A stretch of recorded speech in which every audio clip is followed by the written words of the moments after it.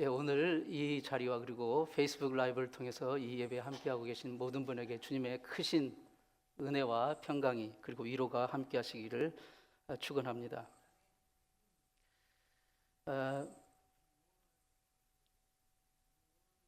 저는 그 10살 때 예수를 처음으로 믿게 되었습니다. 저에게 위로 누님이 네 분이 계신데 제가 7남매 막내입니다. 그러니까 저희 위에 이 형제들은 다 나이가 굉장히 많이 드신 분들 한국에 다 계시고 다 살아 계시고 감사하게도 셋째 누님의 전도로 10살 때 예수를 처음으로 믿게 되었거든요. 근데 이제 그 셋째 누님이 처음으로 우리 집안에서 처음으로 예수를 믿었어요. 그분이 그때 당시에는 정말 우리 식구도 그렇고 일가 친척 다 통틀어 가지고 예수의 예자도 모르는 그런 집안이었습니다. 그런 집안에 하나님께서 처음으로 우리 셋째 누님을 통해서 복음의 씨앗을 우리 집안에 이제 심으셨어요. 저는 그 누님의 복음의 첫 열매입니다. 많은 식구들이 있었지만 왜 그런지 몰랐는데 누님이 저를 먼저 전도를 하셨어요. 그 많은 중에 그 후 이 누님의 정말 눈물 어린 희생과 전도의 그 열매로 식구들 그리고 일가 친척들이 다 그리스도 앞으로 돌아오는 그런 놀라운 역사가 일어나게 되었습니다.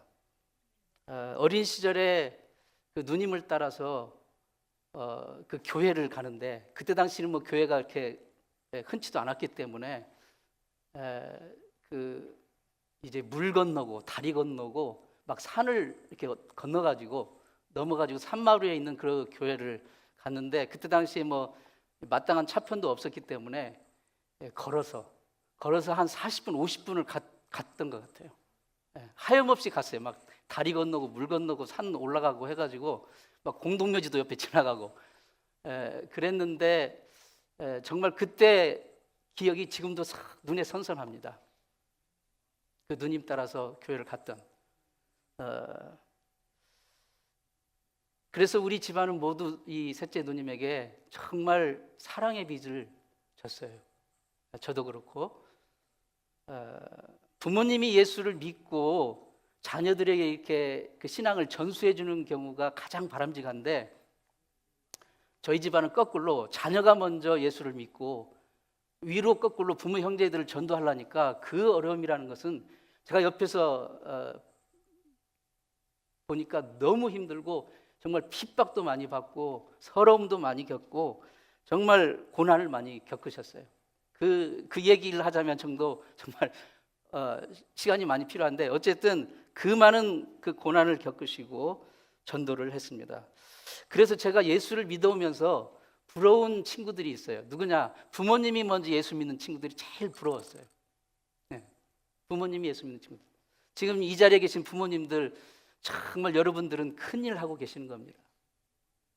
부모님이 먼저 예수 믿는 친구들 그리고 그보다도 막 대대에 걸쳐서 예수 믿어온 집안 그 자녀들은 너무 부러웠어요. 걔네들은 별로 그렇게 노력하지도 않는데도 정말 하나님이 축복해 주신 것을 볼 수가 있어요. 그 대대로 예수를 믿어온 그 집안의 자녀들은 흔들림 없는 그 신앙의 축복의 흐름을 제가 많이 이렇게 보았습니다. 그래서 제가 이 신앙생활을 하면서 바라고 소망하는 기도 제목 하나가 나는 저러한 신앙의 가문을 세워야 되겠다. 내가 그 부러워했던 그 대대로 예수 믿어온 그 정말 복을 받는 그 자녀들의 그 집안 그것을 나부터라도 시작을 해야겠다. 그래서 제가 바라고 소원하는 기도의 제목 중 하나는 바로 나의 자녀들이 저의 자녀들이 그리고 그 자녀의 자녀들이 그리고 그 자녀의 자손들이 후손들이 계속해서 예수를 믿는 그 복을 받는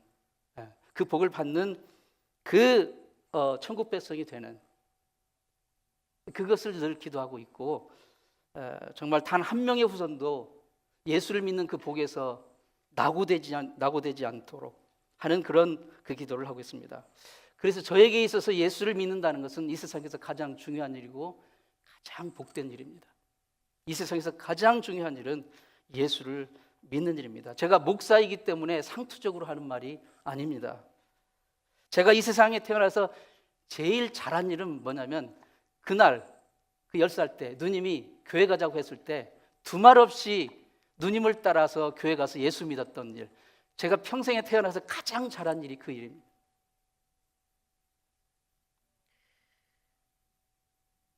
예수를 믿었기 때문에 교회 가서 진짜 언감생심, 우리 사모님 같은 아내를 만나서 결혼을 하게 됐습니다. 예수를 믿었기 때문에 언감생심, 정말 하나님이 우리에게 주신 가장 귀한 축복, 세 자녀를 얻게 되었고, 예수를 믿었기 때문에 언감생심 나 같은 자가 주의 종이 목사가 될 수 있었고, 예수를 믿었기 때문에 언감생심 저 같은 자가 주님의 몸 된 교회를 섬길 수 있고, 그리고 이렇게 귀한 여러분들을 만나 같이 하나님의 나라를 세워갈 수 있게 되는 것, 그게 다 예수를 믿은 그것 때문에 그 복을 제가 받고 있는 것이에요. 예수를 믿어서 받는 복은, 받고 있는 복은 정말 헤아릴 수도 없이 많지만, 제가 여러분과 함께 이 아침에 같이 정말 우선적으로 예수를 믿는 복 중에 가장 우선적으로 하나를 말하라고 한다면 그것은 바로 죄사함의 복입니다. 죄사함의 복. 시편 32편 1절에 같이 한번 읽습니다. 시작. 허물의 사함을 받고 죄의 가리움을 받은 자는 복이 있도다. 예. 허물의 사하심을 받고 자신의 죄에 가려진 자가 복이 있다고 시편 이 기자는 고백하고 있습니다. 가장 큰 복은 죄 용서의 복입니다. 사람이 살면서 뭐가 힘듭니까? 건강의 문제 힘들죠. 물질의 문제 힘듭니다. 자녀의 문제, 사업의 문제, 직장의 문제, 앞으로 내가 인생을 어떻게 살 것인가, 인생 진로의 문제, 그리고 인간관계의 문제, 다 힘들고 어렵습니다. 그러나 역시 가장 근본적인 문제는 죄의 문제입니다. 다른 문제들은 우리가 정말 인내하고 노력하고 하면 어느 정도는 해결될 수도 있습니다. 그러나 이 죄의 문제는 인간이 노력한다고 해서 되어지는 문제가 아닙니다. 한국에서 초여름에 모내기를 하잖아요. 지금이 모내기 시기예요. 모내기 철입니다. 지금 이제 이게 벼농사가 많이, 이 농사 짓는 땅들이 많이 사라졌기 때문에 이제 많이 이렇게 흔치가 않은데, 제가 어렸을 때 한국에 있을 때만 해도 정말 주변에서 흔히 이게 벼농사를 짓는 경우를 봤고, 제일 위 큰 누님께서 이제 벼농사를 지셨기 때문에 이때쯤 되면 막 일가 친척들이 다 가서 모내기를 도와주는 거예요. 지금은 이제 이 기계, 이양기가 있어가지고 막 기계가 막 돌려가면서 해서 사람이 굳이 이 장단지 걷고 직접 이 논에 들어가지 않더라도 이렇게 하지만, 그때는 전부 사람들이 다 장단지를 걷고 줄을 쫙 서가지고, 그러죠? 똑같이 이렇게 이 모를 꼽고 또 일어서고 꼽고 일어서고 이걸 계속 하잖아요. 허리 끊어집니다. 근데 허리 끊어지는 것도 힘들지만 정말 이 모내기 할 때 힘든 게 뭐냐면 거머리가 장단지에 달라붙는 거예요. 시커먼 거머리가. 그래가지고 피를 뽑습니다. 여러분도 모내기 해보신 적 있으면 그런 경험 한두 번씩 했을 거예요. 근데 이 거머리가 한번 딱 붙으면 어때요? 안 떨어져요. 굉장히 이게 흡착력이 세가지고 떨어지질 않는 거예요. 떨어지지 않습니다. 죄는 바로 이 거머리와 같습니다. 안 떨어집니다. 인간적인 노력으로 떨어지지 않는 게 죄입니다. 그래서 이게 무서운 겁니다. 제가 누님의 전도로 교회 나가고 난 후부터 저는 그냥 교회 이게 딱 갔는데 설명할 수가 없어요. 그냥 좋아요. 그냥 좋았어요. 그래가지고 제 평생에 그 이후로 단 한 번도 그 예수 믿는 신앙의 울타리 밖으로 나가본 적이 없습니다. 지금 이 순간까지. 중학교 때 한 2학년 때쯤 됐을까, 어느 겨울에 제가 지독한 감기에 걸렸어요. 온몸이 불덩이였어요. 제가 몸도 그렇게 약했는데 감기까지 걸려가지고 몸을 일어날 수가 없어요. 너무 막 아파가지고. 근데 공교롭게도 그날이 주일이었어요. 제가 교회 다닌 지 처음으로 그날 주일을 가지 못했어요. 일어나지 못해가지고. 근데 그날 저녁에 중등부 친구들이 중등부 담당 교사 선생님과 함께 신방을 오셨어요. 신방. 도대체 얼마나 아프가니 승현이가 주일을 다 빠지냐고 온 거예요. 근데 제가 그 친구들을 딱 보는 순간 눈물이 쏟아지는데 아파서 흘리는 눈물이 아니라 내가 주일을 가지 못했다고, 그것이 너무 속상해가지고 그 친구들을 보는 순간 그것이 속상해가지고 그렇게 울었어요. 제 기억에 아무리 인생이 힘들고 괴로워도 교회 가기가 싫어서 주일을 빠진 적은 없습니다. 물론 이제 뭐 국가고시나 뭐 이렇게 시험 같은 것들이 한국은 지금은 어떤지 모르지만 주일날 많이 있었어요. 그래서 그런 시험 보는 경우에는 시험 보고 나서 저녁 예배라도 꼭 갔습니다. 어쨌든 제가 교회가 싫어서 주일을 빠진 적이 없습니다. 그저 교회가 좋고 말씀과 찬양이 좋고 성도들과의 교제가 좋았습니다. 그러다가 어느 날 성령을 뜨겁게 체험하고 정말 십자가의 그 복음을 깊이 깨닫게 되었습니다. 그 이후부터는 그냥 교회가 좋아서가 아니에요. 성도들과 교제가 좋아서가 아니에요. 예수 십자가를 통한 하나님의 그 용서의 은혜가, 정말 갚을 길 없는 그 용서의 은혜가 너무 감격이고 그 기쁨이 내 신앙을 정말 온전히 확고하게 붙잡아 주었습니다. 여러분, 신앙생활하다 보면 솔직히 교회가 짜증날 때도 있어요. 실증날 때도 있고 부담낼 때도 있습니다. 성도들과의 교제가 어떤 그 관계가 부담스러울 수도 있어요. 또 교회 안에서 발생하는 이런저런 문제들로 인해서 상처를 입을 수도 있습니다. 그러나 예수 그리스도의 그 십자가의 보혈의 공로를 통해 내 죄 사해 주셨다는 그 갚을 길 없는 그 은혜, 그 은혜를 생각하면 그 나머지 것들은 정말 사소한 것에 불과하다는 것을 저는 깨달았습니다.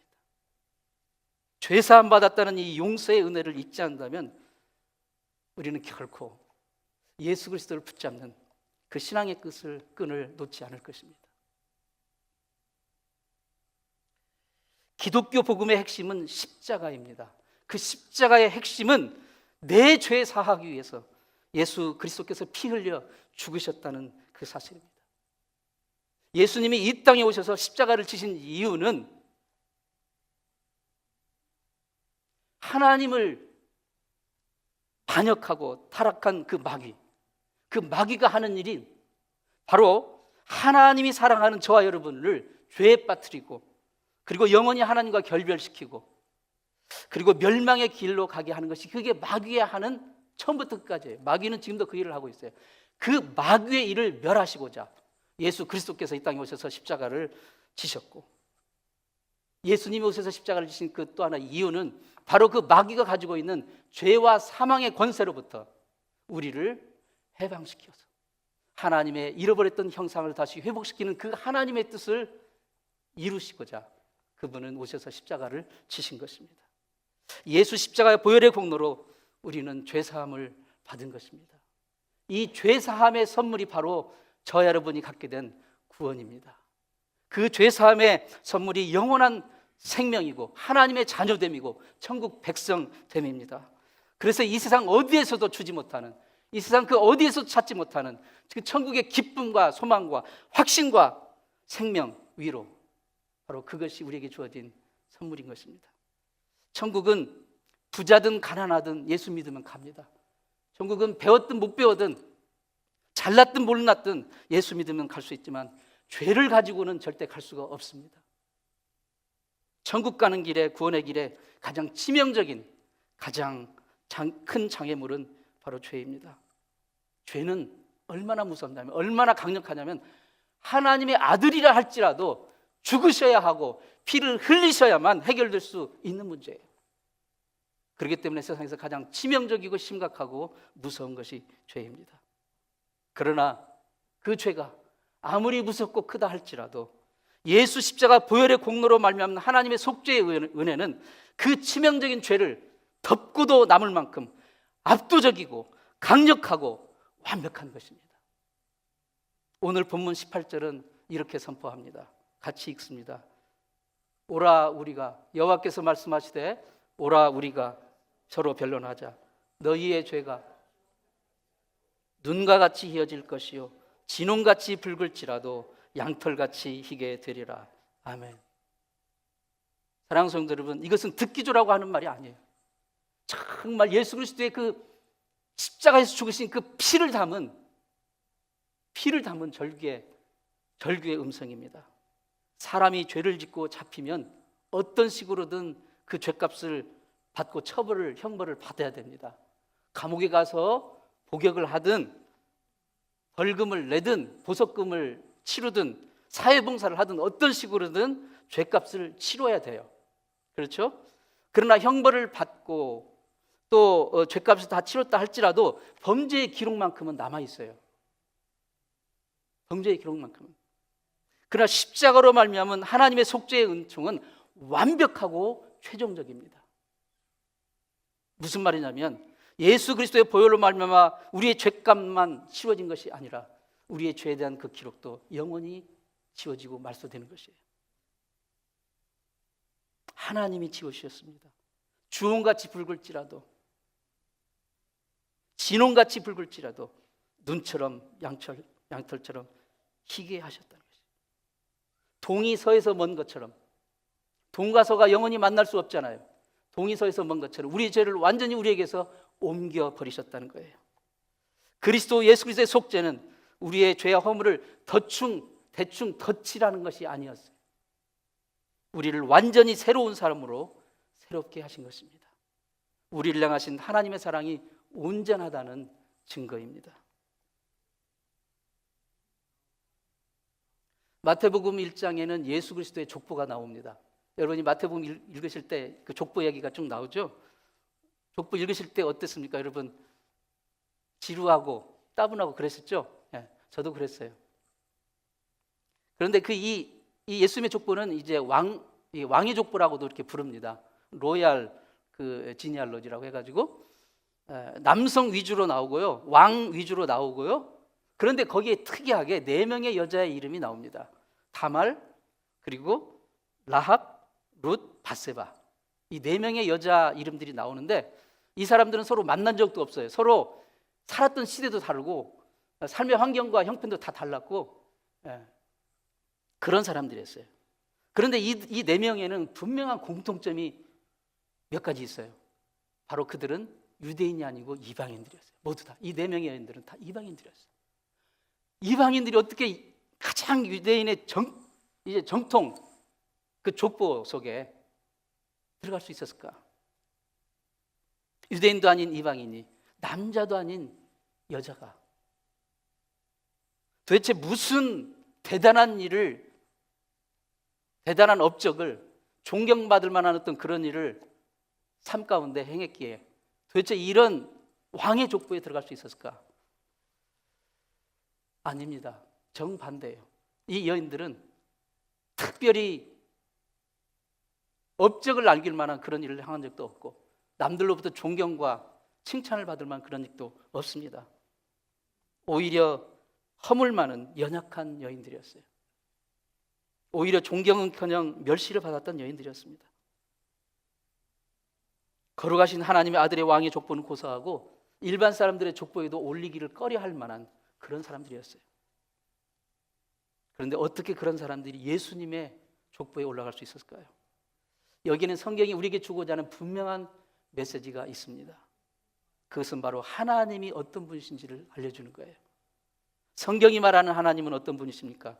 그 아들 예수 그리스도를 진심으로 믿고 죄를 회개하며 그 대속의 은혜를 진심으로 받아들인 자는 그 신분이 무엇이든, 설사 그게 이방인이라 할지라도 과거가 어찌하든 그의 죄를 용서하실 뿐만 아니라 하나님 나라의 고귀한 일에도 당당히 쓰임받을 수 있게 하시는 그분이 바로 하나님이시라는 것을 말해주고 있습니다. 죄 많은 다말에게도 희망을 주신 하나님, 기생 라합에게도 희망을 주신 하나님, 불쌍한 룻 바세바에게도 희망을 주신 그 하나님이기에 나 같은 죄인에게도 희망이 있는 것이 하나님 안에서. 이런 하나님의 의도를 모르고 족보를 읽으면 지루하고 따분하기 짝이 없어요.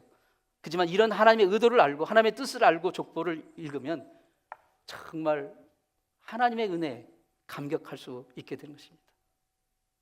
하나님이 나 같은 죄인을 얼마나 사랑하시는지, 나 같은 죄인을 위해 그 아들 예수 그리스도를 왜 이 땅에 보내셨고 그분이 무엇을 하셨는지, 나 같은 죄인을 위해 구원받은 후 하나님께서 하나님 나라를 위해서, 하나님의 아름다운 그 뜻을 위해서 우리를 기꺼이 쓰시고자 하시는지 그것을 깨닫기 때문입니다. 우리 모두에게는 양심이라는 것이 있습니다. 양심이 있어요. 사람이 짐승과 다른 것은 양심이 있기 때문입니다. 그렇죠? 양심. 우리가 죄를 지으면 가장 먼저 뭐가 찔러요? 우리를. 양심이 우리를 찔러요. 왜냐하면 그 하나님 우리의 그 존재 가운데 주신 예수를 믿든 안 믿든 등불이에요. 양심이. 그래서 우리가 잘못된 일을 하면, 창조주를 거슬리게 되면 반드시 양심이 찌르게 돼 있어요. 그건 당연한 거예요. 당연한 거예요. 우리의 양심을 하나님의 말씀이나 성령께서 일깨워 줘가지고 죄를 깨닫게 하면 우리는 예수 그리스도의 보혈의 공로를 의지해서 죄를 회개하고 하나님의 용서의 은혜를 받습니다. 이것은 양심이 아주 잘 사용된 경우입니다. 그런데 우리의 양심을 사탄도 사용합니다. 사탄이 악용을 해요. 제가 그 영어로 어뷰스란 말을 썼는데 그 완전히 사탄은 우리의 양심을 어뷰스를 합니다. 이용을 하는데 어뷰스를 하는 거예요. 우리 양심을 자극해서 우리의 죄를 지적합니다. 여기까지는 비슷한 것 같아요. 죄를 지적하고 죄를 깨닫게 하는 것에 있어서는 비슷한데, 그러나 사탄은 우리를 향한 하나님의 사랑을 그렇게 해가지고 의심하게 해요. 그래서 하나님의 사랑을 의심하게 되면 어때요? 그분께 우리가 회개할 이유가 없죠. 그렇죠? 그분이 우리를 사랑한다는 걸 알기 때문에 우리가 회개를 하는 거잖아요. 잘못됐을 때. 그런데 사탄은 우리의 양심을 일깨우기는 일깨우는데 정죄를 해가지고 하나님의 사랑, 우리를 향한 하나님의 사랑을 의심하게 해요. 그래서 회개를 하지 못하게 합니다. 그래서 영혼을 하나님과 결별을 시키고 영혼이 멸망의 길로 우리를 이끄는 것입니다. 이러한 사탄의 계략에 우리가 속지 말아야 됩니다. 뻔뻔해지란 말이 아니에요. 외식하란 말이 아닙니다. 아무리 사탄이 정죄를 해도 예수님께서 내 죄를 사하시게 십자가에 피 흘려 죽으셨다는 이 사실을 잊지 말라는 말입니다. 성령님도 우리 양심을 깨워 죄를 지적하지만 성령님이 우리 양심을 깨우는 이유는 우리로 하여금 하나님의 사랑을 다시 한번 깨닫게 하고, 그리고 바로 예수 그리스도 대속의 공로를 의지하고 회개케 하여 생명의 길로 나오게 하기 위한 것입니다. 사단은 오직 우리를 정죄하고 하나님의 사랑을 망각하게 해서 회개의 길을 차단하고, 그리고 평생 죄짐에 눌려 그 죄책감에 시달리면서 그 죄의 종으로 살다가 영원한 멸망의 길로 가게 하는 이 사탄의 일, 여기에 속지 말기를 축원합니다. 저는 내가 얼마나 정말 형편없는 죄인인 것을 잘 압니다. 때로는 이렇게 주일날 예배 자리에 나와서 말씀을 증거하려고 하면 사탄이 귀에 대고 속삭입니다. 야, 지난 한 주간 동안 네가 얼마나 형편없이 살았는데, 내가 그걸 잘하는데 네가 감히 하나님 말씀을 증거하겠다고 이렇게 나서느냐? 그만둬. 이렇게 속삭일 때가 있어요. 막 정죄하며 몰아붙입니다. 사탄이 내 양심을 격동을 시켜요. 그러면 속으로 겁을 먹어가지고, 야, 조용히 해. 누가 들으면 어쩌려고. 제발 한 번만 봐주라. 이렇게 제가 사탄에게 빌거나 사정할까요? 그렇지 않습니다. 오히려 나는, 그래, 네 말이 맞아. 나는 정말 형편없는 죄인이야. 그래서 나는 예수 그리스도의 용서의 은혜를 붙잡고 나오는 것이야. 단 한순간도 하나님의 용서의 은혜가 없이는 살 수 없는 존재라는 것을 나는 안다. 그래서 오늘 더욱더 주 예수 그리스도의 용서의 은혜만을 붙잡고 나온 것이다. 예수 그리스도의 용서의 은혜가 나를 붙드는 한 너는 결코 나를 넘어뜨릴 수 없다. 이 사탄아, 뒤로 물러갈지어다 라고 선포합니다. 저는 잘 알고 있습니다. 제가 예수를 믿게 된 것도 내 의지로, 내가 정말 선견지명이 있어서가 아니라 내가 예수를 믿은 것조차도 하나님의 그 은혜였다는 사실, 하나님의 긍휼이 여기심이었다는 사실, 한 아내의 남편이 되고 자녀들의 아비가 되고 목사가 되고 주의 종이 되고 주님의 몸된 것을 섬기게 된 것은 내가 잘나고 다른 사람보다 더 똑똑하고 의로워서가 전혀 아니고 오직 예수 그리스도의 십자가 보혈의 공로와 그 은혜 때문이라는 것을 저는 너무나도 잘 알고 있습니다. 그래서 사도 바울이 고린도전서 15장 10절에서 나의 나 된 것은 하나님의 은혜로 된 것이니 라고 고백한 그 심정을 저는 공감합니다. 그리고 또한 사도 바울이 갈라디아서 6장 14절에 우리 주 예수 그리스도의 십자가 외에 결코 자랑할 것이 없다라는 그 고백한 그 심정을 저도 정말 100% 공감합니다. 사랑하는 성도 여러분, 우리가 예수를 믿는 이 축복이 무엇입니까? 우리가 믿게 된 것이 결심을 잘해서, 우리가 현명해서 예수를 믿게 된 게 아니라 예수를 믿게 되었다는 그 사실 자체도 하나님의 인도하심과 하나님의 은혜였다라는 것을, 그것을 깨달을 수 있기를 바라고요. 요한 1서 1장 8절 9절 말씀 같이 한번 읽습니다. 시작. 만일 우리가 죄가 없다고 하면 스스로 속이고 또 진리가 우리 속에 있지 아니할 것이요 만일 우리가 우리 죄를 자백하면 저는 미쁘시고 의로우사 우리 죄를 사하시며 모든 불의에서 우리를 깨끗게 하실 것이요. 아멘. 우리가 예수 그리스도 십자가의 피 공로 의지하고 회개하면 용서가 있고 생명이 있고 회복이 있고 소망이 있습니다. 이게 바로 복음의 축복입니다.